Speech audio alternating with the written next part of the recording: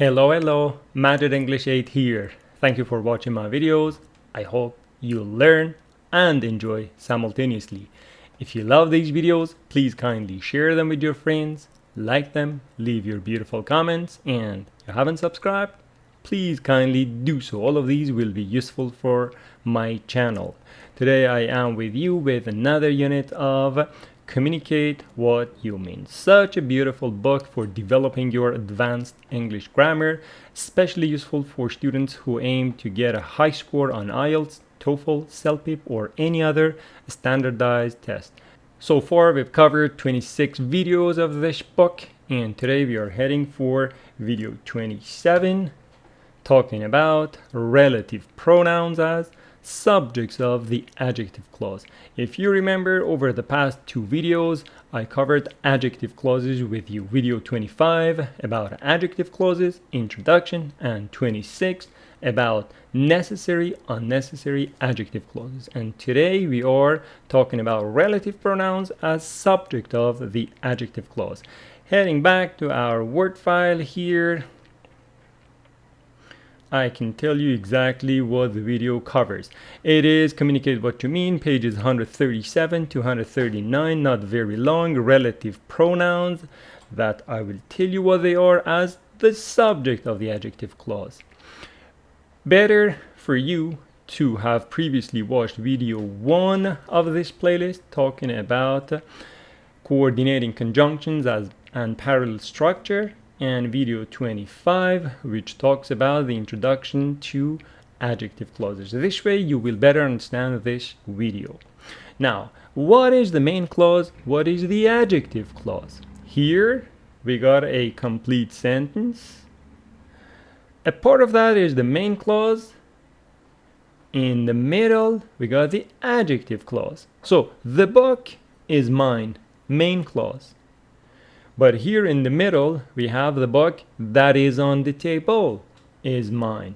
That is the relative pronoun, as you know, is on the table, the adjective clause. So overall, this part is the adjective clause that is on the table, but that is the relative pronoun of the adjective clause. So here we have the book. Which book that is on the table is mine? Main clause, adjective clause. Another one, the car is expensive. Which one? Which is parked outside. Again, adjective clause in the middle of the main clause. And the house, which is for sale, is very old. So I just want to refresh the idea of main and adjective clauses in your mind. Now, why do we have commas here and not here?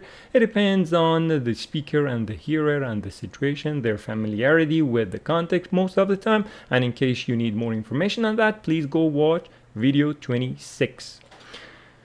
Relative pronoun as the subject of the adjective clause. Some examples. It says, the team will get a trophy.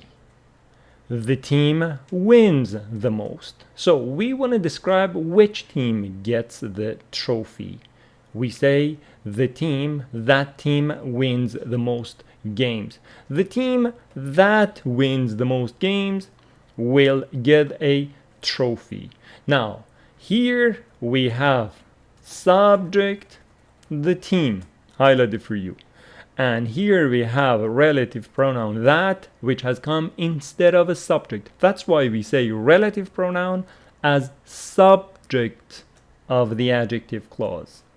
Got it? So it's not very difficult. And what are relative pronouns? You will remember from unit 25 or video 25. That, which, who, whom, when, where, why, all of them we talked about, and whose. They are the relative pronouns in the adjective clause.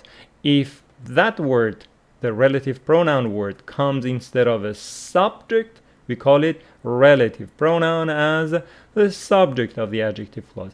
Later, when we want to reduce the adjective clause, this unit will be very useful for us. Next example says, the musician is my friend. He plays the piano. So, subject, he. Now, the musician who plays the piano is my friend. Who instead of he, which is the subject, so we say relative pronoun as subject of the adjective clause. Example 3 says, the movie is a thriller. Which one? It starts at 8. So the movie which starts at 8 is a thriller. Which? Relative pronoun as subject of the adjective clause. And finally, the child was very curious. She asked the question. The child who asked the question was very curious. And at the time, relative pronoun, subject of the adjective clause. Got it? Good.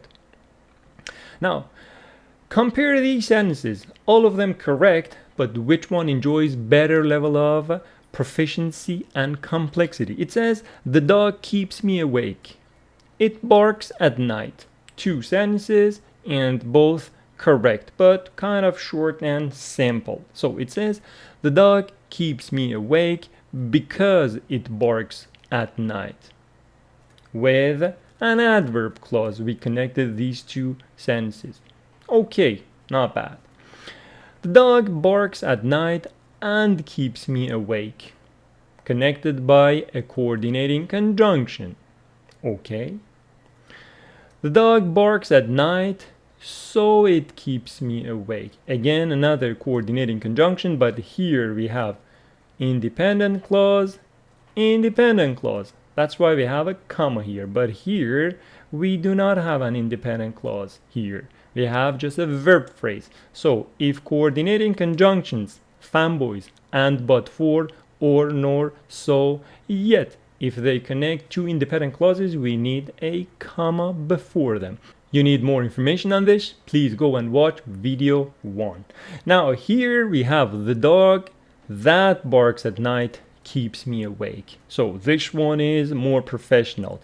I won't tell you that there are different ways for connecting your sentences and ideas together, but progressively you can make it more professional. This one with the adjective clause, these 2 with coordinating conjunctions, this one with an adverb clause, and this one just 2 sentences, simple, back to back.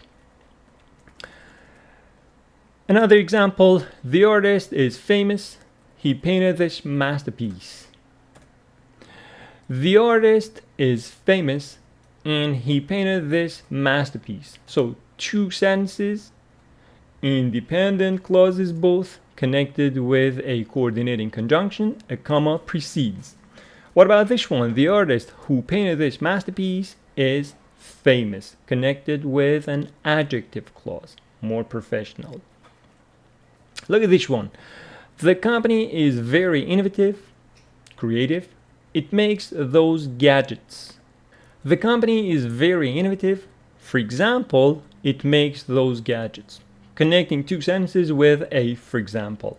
What about this one? The company that makes those gadgets is very innovative, better. An adjective clause. Look at these 6. The chef is a celebrity. She runs this restaurant, manages.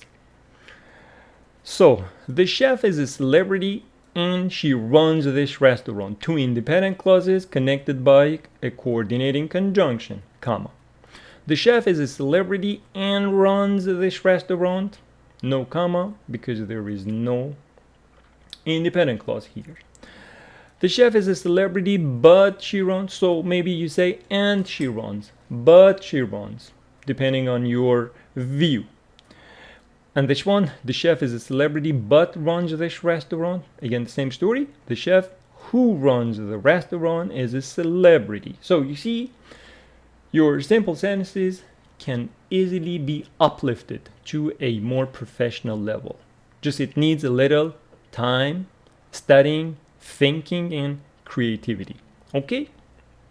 So that was my lesson on relative pronouns as subject of the adjective clause. Now exercise 9 of the book, but before we go for exercise 9, let's take a look at the book.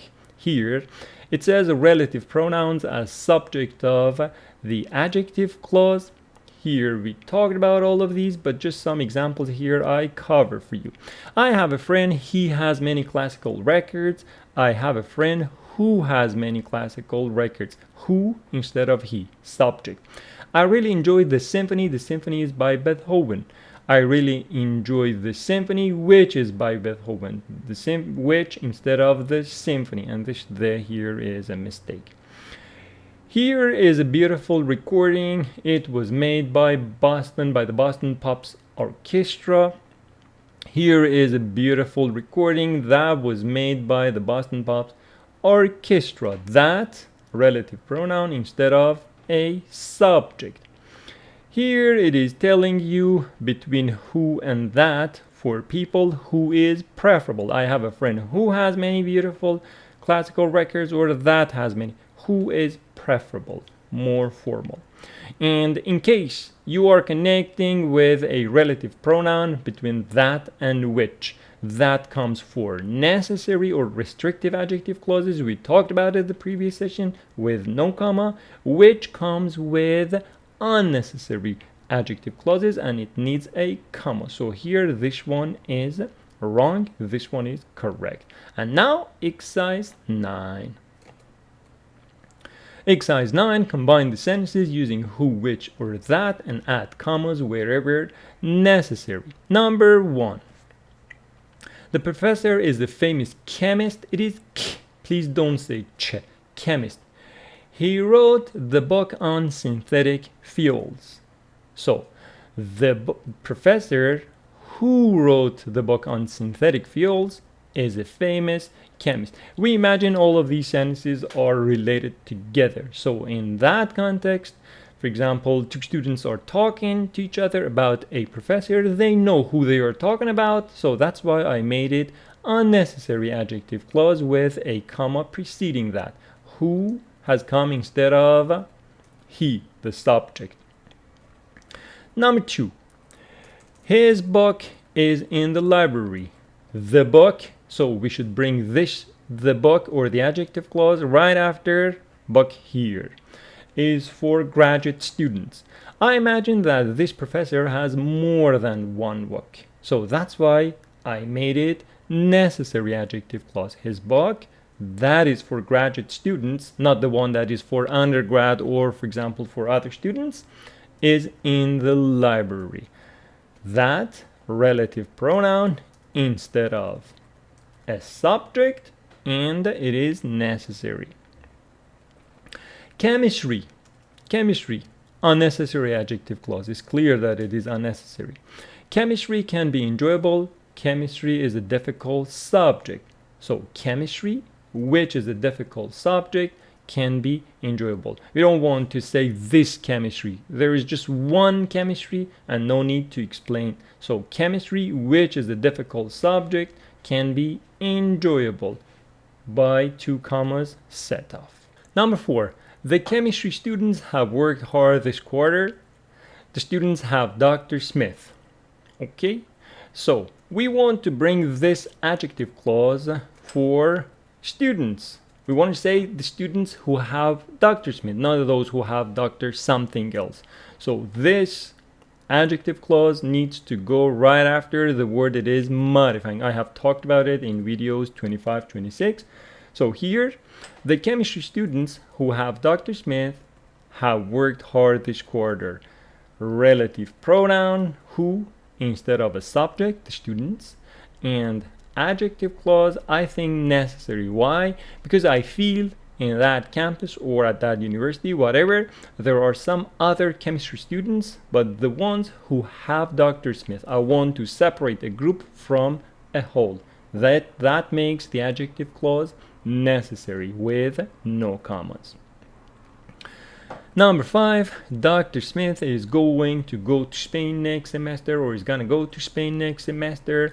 Dr. Smith has already taught in several European universities or countries.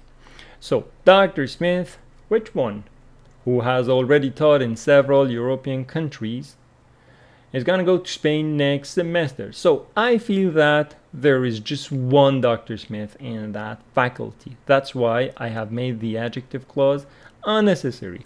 If in a university or if in one department there are 2 Dr. Smith, for example, then we don't need the commas here. The adjective clause will become necessary in that context. Why? Because I want to say the Dr. Smith who has done this, not that one. So whenever I want to give exact information about someone, separating him or her from a group, the adjective clause will become necessary and it doesn't need commas. But in this context, I think there's just one Dr. Smith in that faculty.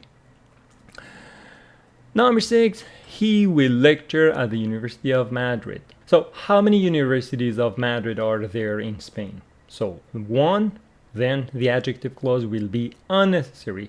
The University of Madrid is a well-known university in Spain. He will lecture at the University of Madrid, comma, which is a well-known university in Spain. Unnecessary adjective clause. Number 7, this one is interesting. See, my roommate has been accepted by Harvard for next year. He received a scholarship. Okay, adjective clause for my roommate. He, subject. I have brought 2 examples for you here with 2 versions. My roommate who received a scholarship has been accepted by Harvard, or my roommate who received a scholarship has been accepted by Harvard. One of them with commas, the other one without. What is the difference? Here it shows that the person has more than one roommate. That's why I want to say the one who, separating this from the rest. But here, the person has just one roommate. Therefore, doesn't want to say the roommate who. There's just one roommate. Why? To explain. So, the presence of commas here shows that this room is a 2-student room. Here, without the commas, you can understand that the room has more than 2 students in it. So, you got it? A simple comma could make that much of a difference. Explanation on that in video 26. Harvard. There's just one Harvard, so unnecessary adjective clause. Harvard is a prestigious American university. It is in Massachusetts. Harvard, which is in Massachusetts, is a prestigious American university, separated by commas. Unnecessary adjective clause. Many politicians are high government officials. They graduated from Harvard. Many politicians who graduated from Harvard. Some of them are not graduated from Harvard. So, necessary adjective clause separating a group from the rest. Are high government officials. And who instead of subject again. John F. Kennedy was a graduate of Harvard. He, subject, was the 35th President of the United States. John F. Kennedy, who was the 35th President of the United States, was a graduate of Harvard. John F. Kennedy, there was one John F. Kennedy, and unnecessary adjective clause, who, relative pronoun instead of the subject. And that's that. So, for next session, I will cover relative pronouns as objects of the adjective clause, covering pages 139 to 134. That lesson will also complement this one. But now, as a unit review, let's see what we talked about today. Today we talked about relative pronouns as subject of the adjective clause. Here we understood what the main clause is, what the adjective clause is, coming in between. And these are the relative pronouns. Sometimes they can be subject, sometimes they can be object of the adjective clause. Today our focus is on their position as the subject. So here you see that has come instead of a subject. We talked about these. And here with these examples we could understand how to uplift our level of proficiency in connecting sentences together. And some other examples here, you could understand them all. And exercise 9, which nice and clean talked about our unit today. So I hope that you have enjoyed this video today, and if you did, please share it with your friends, like it, and leave your beautiful comments. And you haven't subscribed, please kindly do so. And hit the notification bell. This way you will understand when the future videos will come. I hope your proficiency in English is getting better and better every day through watching these videos. You have a great day ahead of yourself. Take very good care and bye.